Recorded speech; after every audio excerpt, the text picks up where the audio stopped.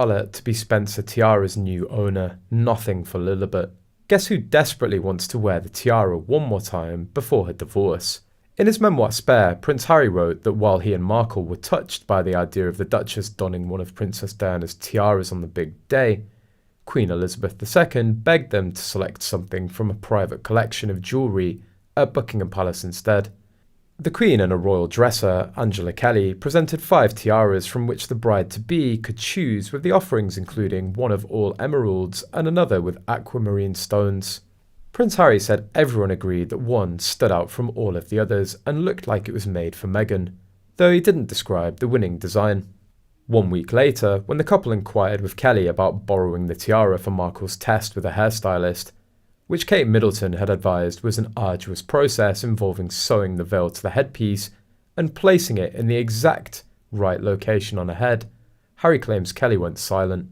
When they finally got in touch with her, she said that the tiara couldn't leave the palace without an ordnance and police escort. Harry wrote, "That seemed to us a little bit exaggerated," he added, but he agreed to the protocol as time was running out. Last week, Charles, 9th Earl Spencer, and his wife Karen, Countess Spencer, started Spencer 1508, a web series that documents their maintenance of Althorpe House, the family estate where Princess Diana lived as a teenager, and was buried after her death in 1997. For the last few months, the series has showcased Karen's attempts to revive the estate's walled garden, which used to be a source of fruit and vegetables for the kitchen, along with flowers to decorate the house. On Friday, Spencer 1508 welcomed John Richardson, a groundskeeper of the estate for more than 40 years, to help Karen plan her renovations to the garden. In addition, when interacting with royal fans, Karen also affirmed that until now she's still the only person who has the right to use the Spencer tiara. I still can't believe that her and Harry thought they would buy the fact that she was offered the Spencer tiara.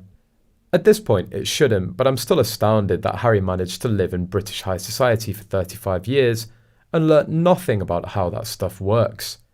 Meghan isn't a Spencer or a Spencer bride. As such, she wasn't getting a Spencer tiara. Clearly, if Harry hadn't been born into the royal family, he'd have been kicked out of high society for being an idiot. After King Charles, the Spencers were about to see one of their own, and eventually his heirs, on the throne. We can all see how thick Harry is, but he can't actually have been stupid enough to think the Spencers would ever side with him over a future king who's also their blood relation. In Tom Bower's book, he made the point that when Harry tried to convince his aunts that Meghan was just like Diana, they strongly disagreed. Quite correctly, no one agreed there was anything in common, and Charles Spencer